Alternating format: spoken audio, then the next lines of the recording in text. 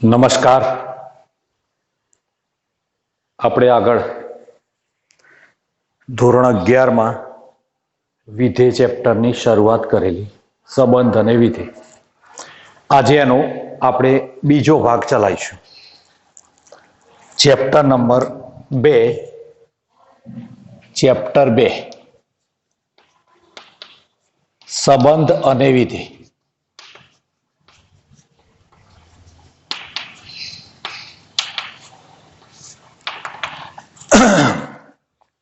આપણે એમાં 7 ક્વેશ્ચન ચલાવેલા. હવે ક્વેશ્ચન નંબર 8. Question number 8. જો ગણ એ માં 3 સભ્યો હોય તો તથા number of B is equal to 3, તો A ક્રોસ બી ના સભ્યોની સંખ્યા જણાવો. A ક્રોસ બી ના સભ્યોની સંખ્યા જણાવો અથવા A ક્રોસ બી ના ઘટકોની સંખ્યા જણાવો. A ક્રોસ બી ના ઘટકોની સંખ્યા જણાવો.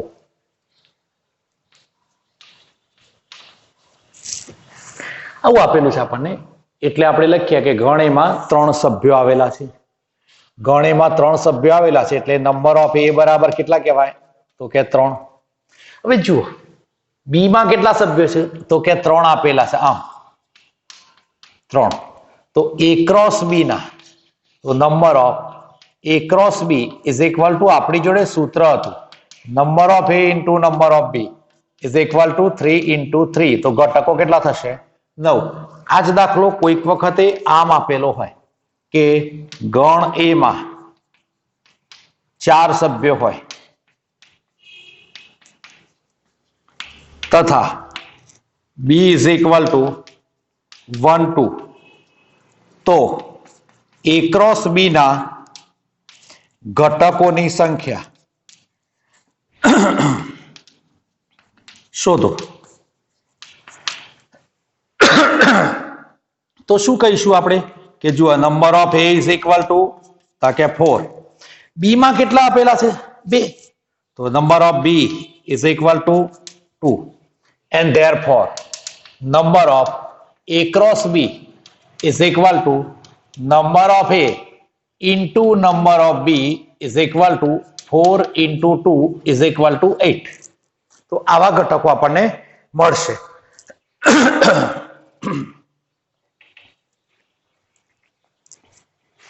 આવું લખેલું હોય. ત્રીજો એક નંબર 10. જો A cross B is equal to 1 2 XY and 3 5, તો એ અને બી શોધો. આપણે સાદો દાખલો લખીએ. પહેલા આપણે સાદો દાખલો લખીએ તો આપણે એવું કહેતા કે ભાઈ એક્સ ની એ ક્રોસ બી ની ક્રમયુક્ત જોડનો પહેલો ઘટક છે એ કહેવાય અને બીજા નંબરના ઘટકને આપણે શું કહીશું? બી ઘટકને કહીશું. બરાબર છે?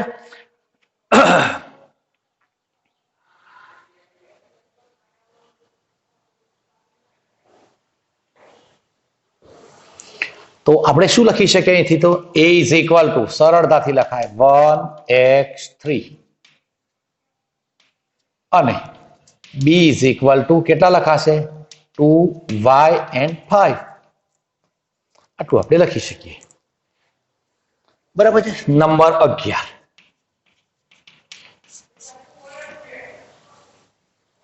જો number of a is equal to 3, number of B is equal to 2 તથા એ ક્રોસ બી ના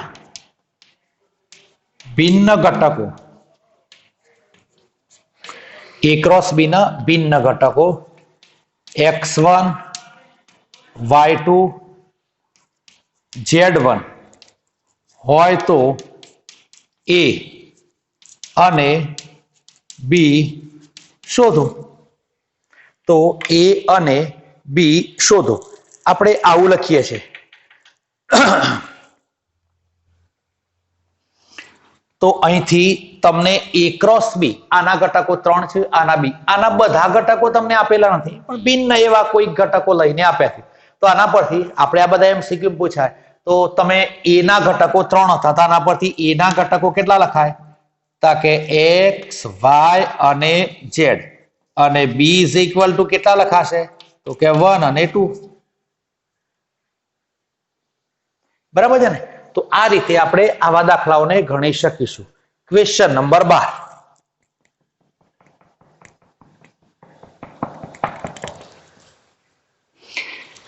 ક્વેશ્ચન નંબર 12.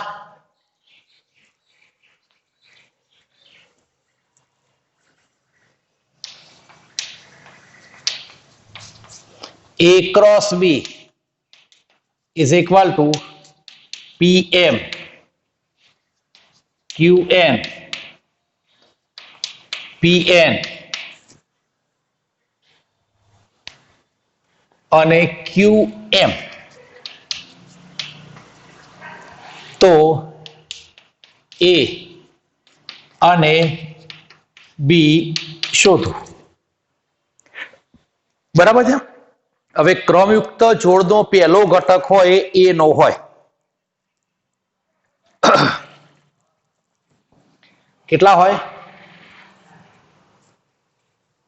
પહેલો ઘટક હોય એ હોય અને બીજો ઘટક હોય એ બી હોય. બરાબર છે? તો આપણે કેવી રીતે લખી શકીએ? તો આપણે સીધે સીધું આમ લખી શકીએ. અહીં A is equal two P અને Q. જુઓ P Q P અને Q છે. B ઇઝ ઇક્વલ ટુ કેટલા છે? M N N M. તો સરખા જ છે બંને, એટલે આપણે લખી શકીએ આમ. બરાબર છે? Question number 13. જો A cross B, A cross A ના ઘટકોની સંખ્યા 9 હોય તથા A ક્રોસ A ના બે ઘટકો -1 0 0 1 હોય તો બાકીના ઘટકો શોધો. આવો આપણને પ્રશ્ન પૂછાયેલો છે.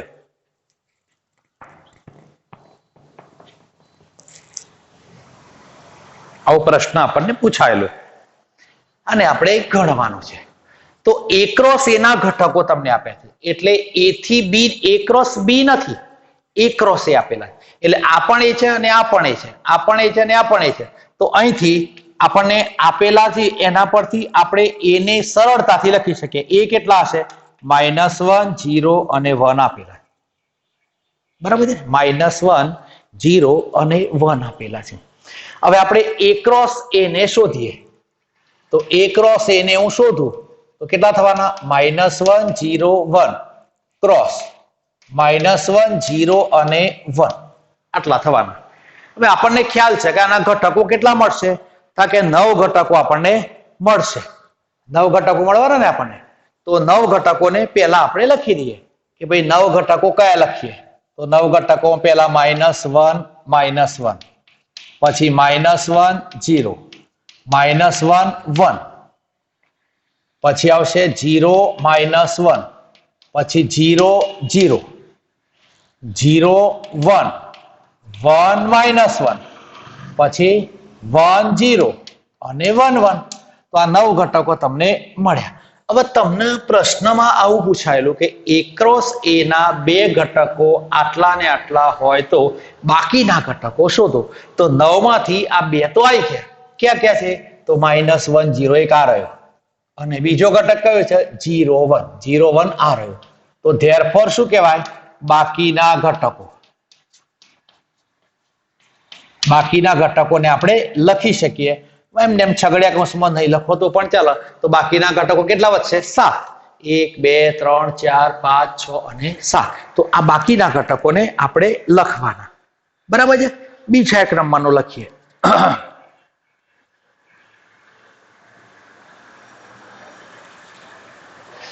a is equal to 1 2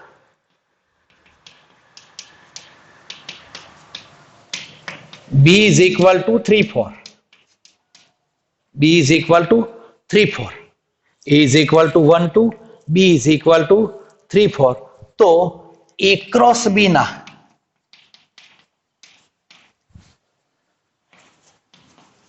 घटको लखो आ question number 14 a cross b ना घटको लखो a क्रॉस b ना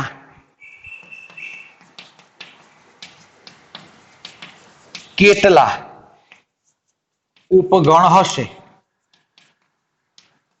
ते तमामनी यादी बनावो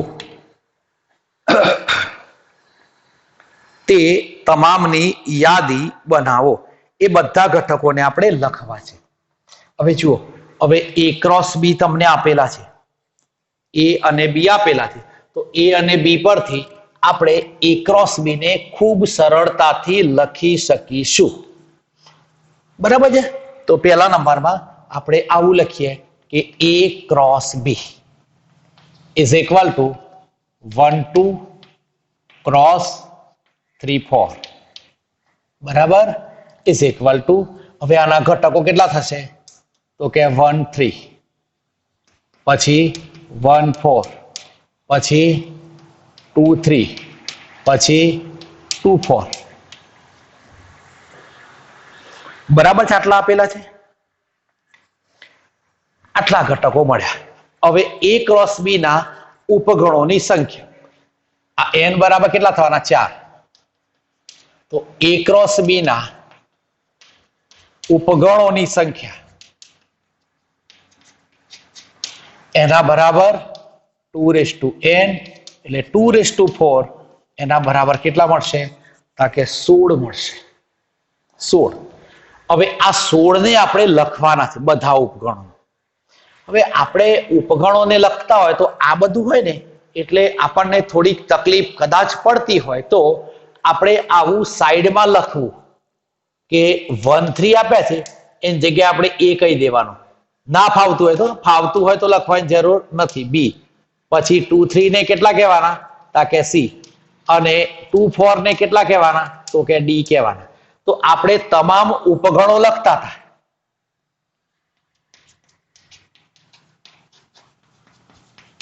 તો આપણે પહેલો ઉપગણ કયો લખતા હતા તો 5 લખતા હતા બરાબર છે બીજો કયો લખતા હતા તો a क्रॉस b જે આપેલો હોય તેને લખતા હતા ત્રીજો કયો લખતા હતા આપણે તો કે આપણે છગડિયા કૌંસમાં આમ આપ્યું તમને a b c તો એના ઉપગણો કેટલા લખતા 5 લખતા પછી a લખતા પછી a પછી b પછી c પછી ab bc ca એવું બધું લખતા 8 ઘટકોમાં તો અહીં પહેલા આટલા લખ્યા પછી બીજા નંબરમાં a ને લખવું કેટલા લખવું તો કે 1 3 પછી બીજો કયો આવશે તો કે 1 4 તો આમ તમારે કેટલા લખવાના 16 લખવા આ યાદી બનાવવાની છે આવા 16 તમારે લખવાના બરાબર છે આને આપણે યાદ રાખીશું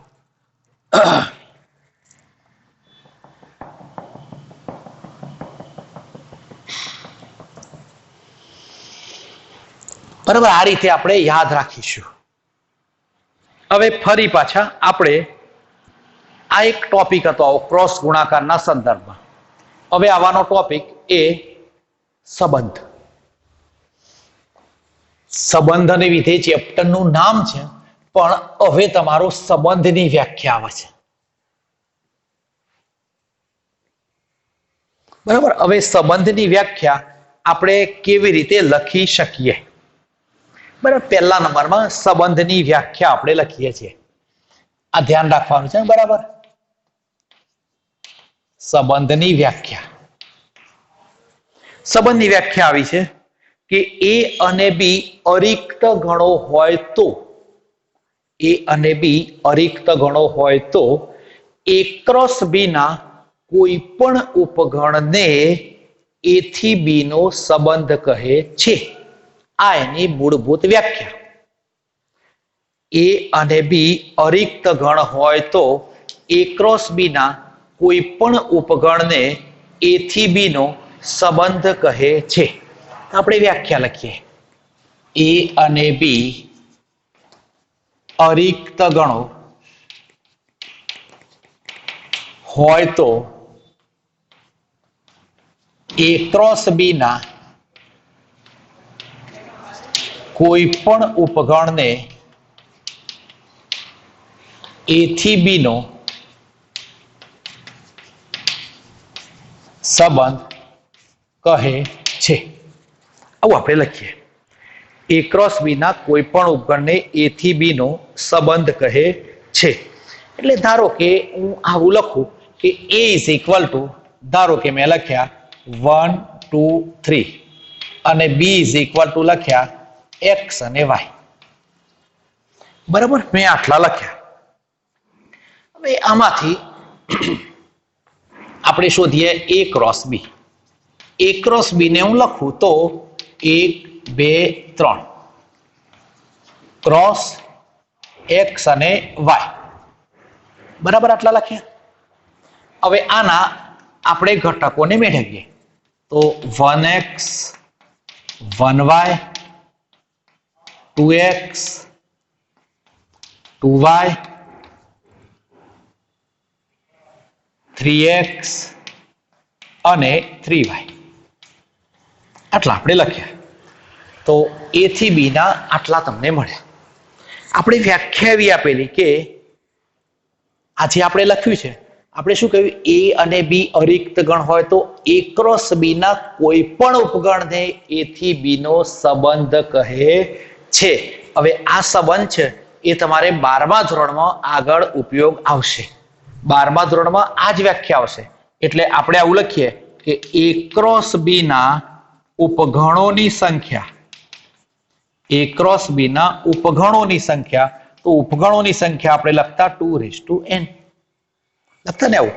તો 2n લખીએ તો 2 ની કેટલી ઘાત થઈ? 6. 2 ની ઘાત થઈ 6 એટલે કેટલા થયા? 64. તો આ જે 64 મળ્યા એને શું કહેવાય? એ થી બી ના સંબંધની સંખ્યા. આને આપણે આમ પણ કહી શકીએ કે એ ક્રોસ બી ના જેટલા ઉપગણ થાય એટલા એ થી બી ના સંબંધની સંખ્યા થાય. બરાબર છે? એટલે ટૂંકમાં આપણે આવા સંબંધ કેટલા દર્શાવી શકીએ? તો 64 સંબંધોને આપણે દર્શાવી શકીએ. હવે 64 સંબંધો તમે જેટલા લખવા હોય ને એટલા લખાય પાછા. જો હું પહેલા નંબરનો સંબંધ લખું છું, આ ધ્યાન રાખજો, બધું 12માં જ આવશે, આ જ વસ્તુ આવશે. તો પહેલા નંબરના હું સંબંધને લખું, ધારો કે R1. તો R1 ને હું કહું 5. સંબંધ R કયો છે આપણે અત્યારે, એટલે મેં સંબંધ પહેલો લખ્યો 5. આ 5 છે ને એ સંબંધ કયો કહેવાય? રિક્ત સંબંધ, અથવા એને શું કહીશું આપણે? ખાલી સંબંધ. બરાબર. પછી ધારો કે બીજા નંબરનું હું 1 લખું તો કેટલા લખું? A cross B. તો આને શું કહેવાય? સાર્વત્રિક સંબંધ. આને કહીશું આપણે સાર્વત્રિક સંબંધ.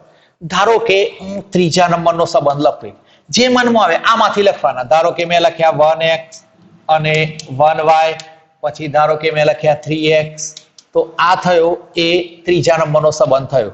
ધારો કે ચોથા નંબરનો સંબંધ લખું તો 1x 1y, પછી ધારો કે xy લખ્યું, પછી 3y લખ્યું. તો આવા મેં સંબંધ લખ્યા. આવા હું કેટલા સંબંધ લખી શકું? 64 સંબંધ મળે. આવા કેટલા સંબંધ મળવાના આપણને? તો 64 સંબંધ આવા આપણને મળશે. આ બધા સંબંધોને આપણે લખી શકીએ. હવે આ સંબંધ જે આપેલા છે, આ સંબંધ એને આપણે જુદી જુદી રીતે દર્શાવી શકીએ. ધારો કે જુદી જુદી રીતે કેવી રીતે દર્શાવી શકીએ એની આપણે વાત કરીએ તો જે આપણે સંબંધ લખીએ છીએ એને આપણે 3 રીતે દર્શાવી શકાય. એટલે હું લખું છું સંબંધ દર્શાવવાની રીત. આપણે લખીએ છીએ સંબંધ દર્શાવવાની રીત. સંબંધ દર્શાવવાની રીત. સંબંધ દર્શાવવાની રીત. બરાબર. સંબંધ દર્શાવવાની રીત, સંબંધને 3 રીતે દર્શાવી શકીએ. એક લખીએ આપણે ગુણધર્મની રીત.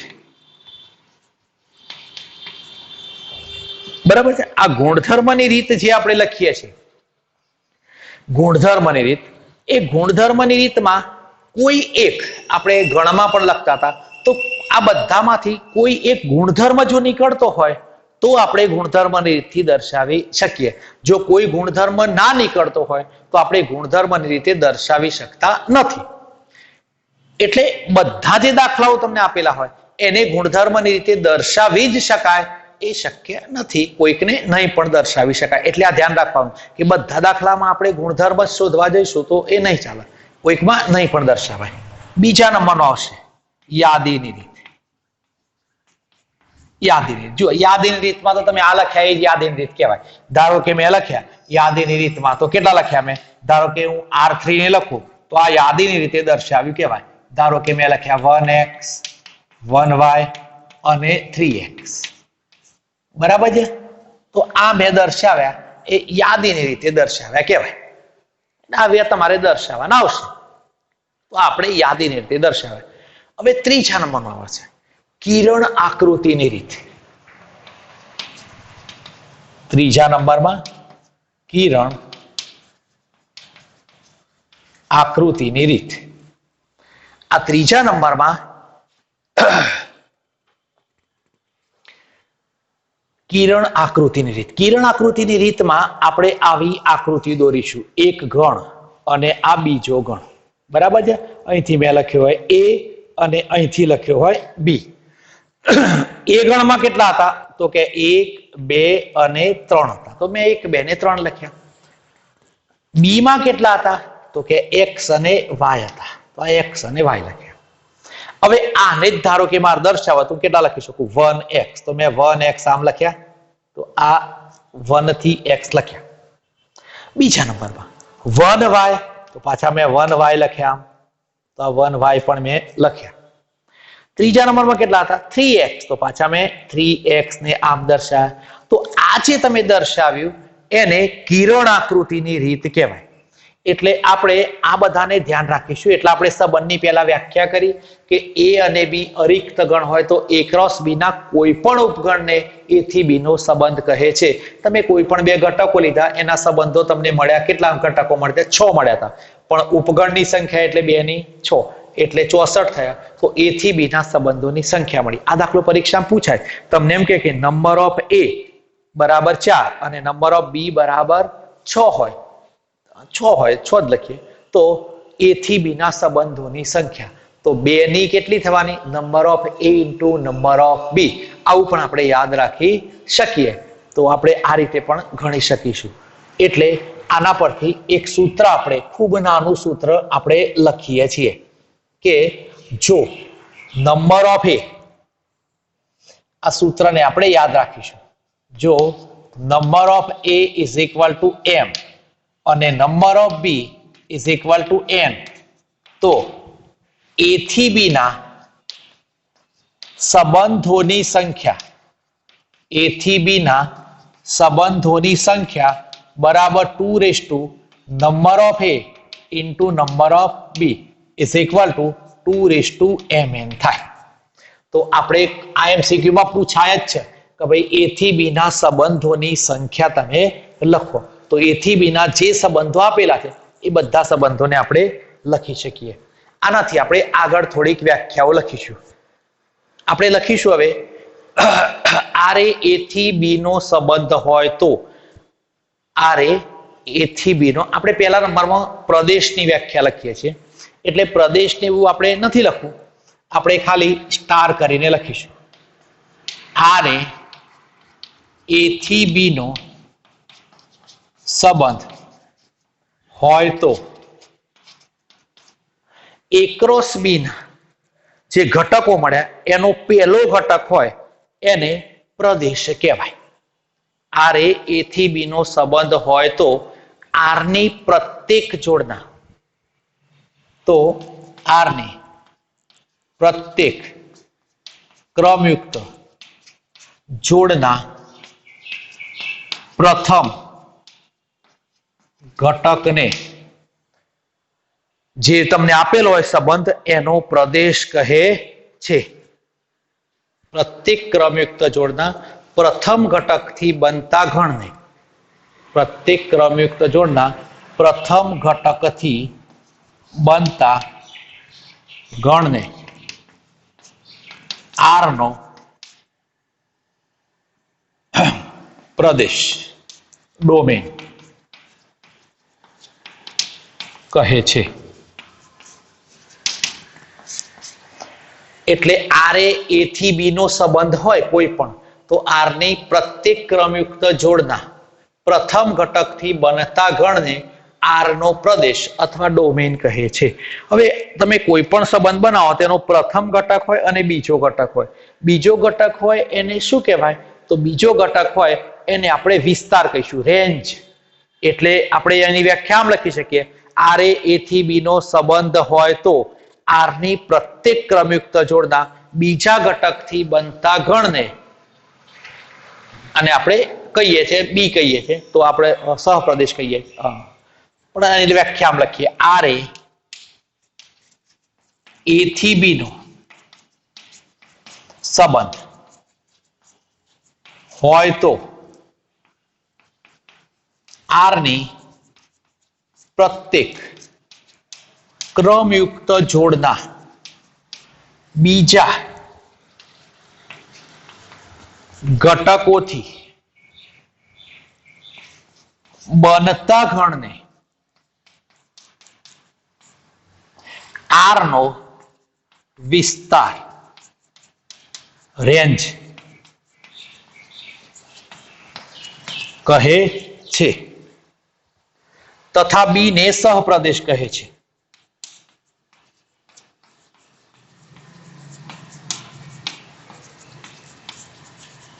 તથા બી જે આપેલો છે એ બી ને સહપ્રદેશ કહે છે. એટલે આપણે આમ કહી શકીએ વિસ્તાર જે હોય ને એ સહપ્રદેશમાં આવેલો હોય અથવા તો સહપ્રદેશના જેટલો પણ હોય. એટલે આપણે આને આ રીતે પણ યાદ રાખી શકીશું.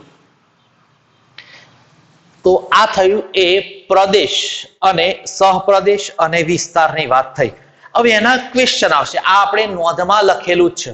હવે આપણે એનો ક્વેશ્ચન ગણીશું. ધારો કે એક ક્વેશ્ચન આપણે ગણીએ. આ તમને આવડે એવો છે.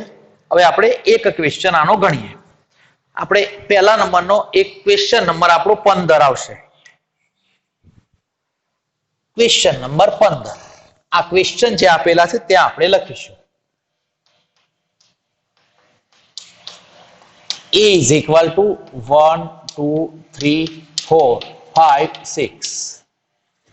આવો આપણને એક આપેલો છે કે A is equal to 1, 2, 3, 4, 5, 6. R આપેલો તમને, R આપેલો છે, R is equal to આ સંબંધ R is equal to xy અને અહીં y is equal to x plus 1. બરાબર, આવું આપણને આપેલું છે. y is equal to x plus 1 થાય તે રીતે સંબંધ R થાય તે રીતે સંબંધ R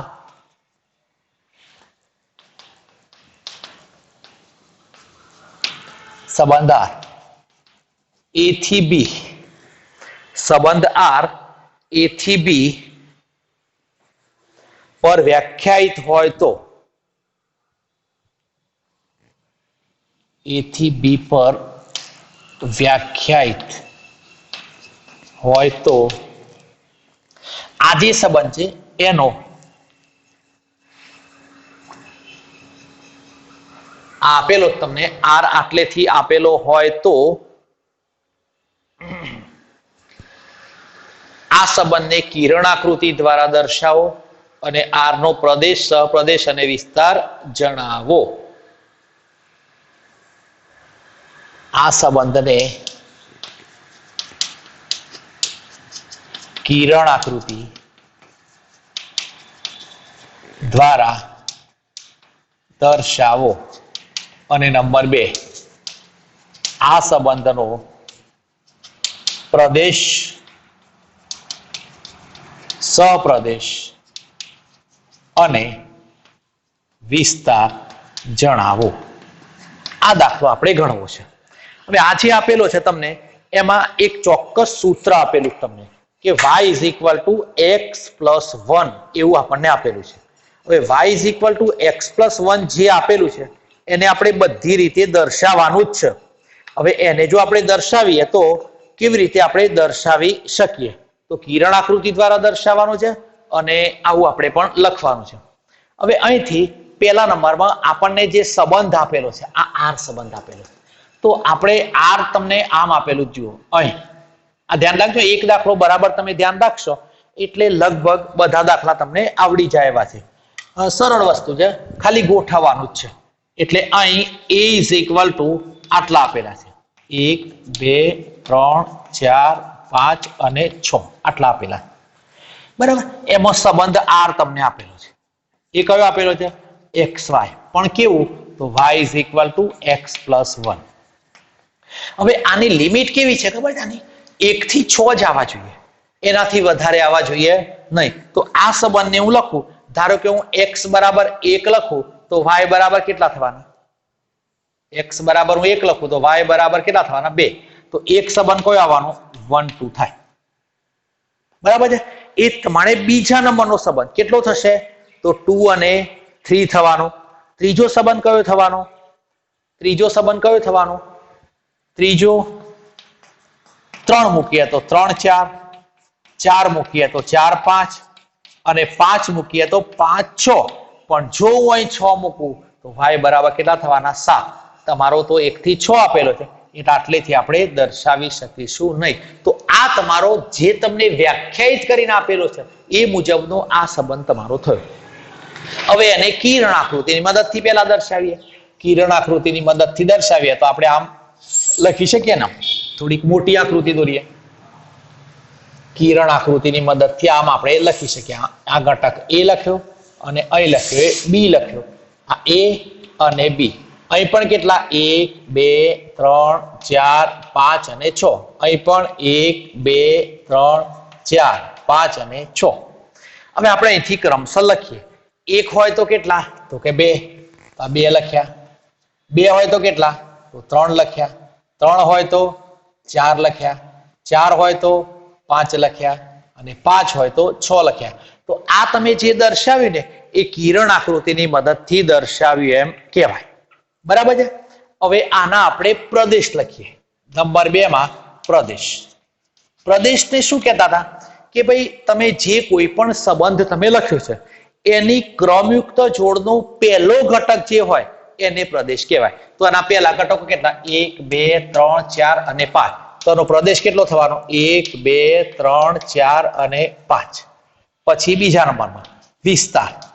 વિસ્તાર કોને કહ્યો? તો f ની જે અથવા આપણું વિધેય જે લખ્યા સંબંધ જે લખેલો એની ક્રમયુક્ત જોડનો બીજો ઘટક જે હોય એને વિસ્તાર કહેવાય. તો બીજો ઘટક કયો હતો?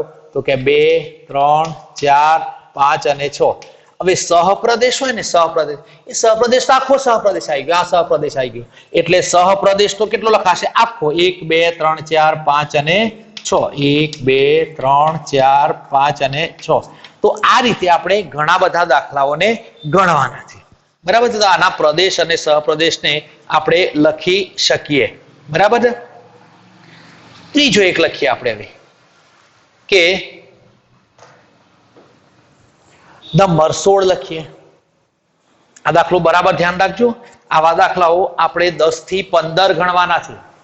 કદાચ વધારે પણ ગણવા પડે તો 10 15 દાખલાઓ ગણવાના છે. અને આ તમને જેટલું આવડે ને એટલું જ 12માં તમને વધારે સરળતા રહેશે. કેમ કે તમારો બેઝિક હોય ને ક્લિયર થવો જોઈએ. પહેલું ચેપ્ટર સંબંધન વિધેય, તો આ સંબંધન વિધેય તમને આવડતું હોવું જોઈએ. અને બીજી એક વાત કે આપણી આ YouTube channel Shri KN. Shah Modasa high school Modasa જિલ્લા અરવલ્લીમાં લાઈક અને સબસ્ક્રાઇબ કરવાના. તો બધા વિડીયો છે ને એ તમને જલ્દી મળતા રહેશે. એટલે બીજા નંબરનો 16 નંબરમાં લખીએ. તો 16 નંબરમાં આપણે આવો એક બીજો દાખલો લખીએ છીએ, પછી આવા ગણીશું આપણે. તો 16 number, question number 16. a is equal to 1 2, b is equal to 3 4. તો a થી b ના સંબંધોની સંખ્યા શોધો અથવા લખો. બરાબર, તો આપણને આપેલા અહીં number of A is equal two કેટલા છે? તો 2. નંબર ઓફ બી કેટલા છે? તો 2. બરાબર છે. તો એ થી બી ના સંબંધોની સંખ્યા is equal to 2 number of a into number of b, so is equal to 2 into 2, so is equal to 2 4 and is equal to 16. તો આ તમારો જવાબ તમને મળશે. તો a થી b ના સંબંધોની સંખ્યા તમને પૂછાય તો પણ આપણે આ રીતે ગણી શકીએ. બરાબર છે. એટલે આ ચેપ્ટરમાં જેમ જેમ ચાલે છે એમ એમ આપણે ફરી પાછા જોતા રહીશું. તો આ ચેપ્ટરમાં આપણને કોઈ મુશ્કેલી પડવાની નથી. આ આગળ તમે 12માં ભણશો ને એટલે પછી સંબંધના પ્રકાર આવશે કે ભાઈ આ સંબંધ કેવો છે, તો સ્વવાચક, સંમિત, પરંપરિત, સામ્ય સંબંધ એવા બધા દાખલાઓ આવશે. તો એ આવડતું હોય તો આના ઉપર એક સ્ટેપ જ છે. એટલે આપણે આવું બધુંને ધ્યાન રાખીશું અને આજે આ સુધી આપણે રાખીશું. ઓકે.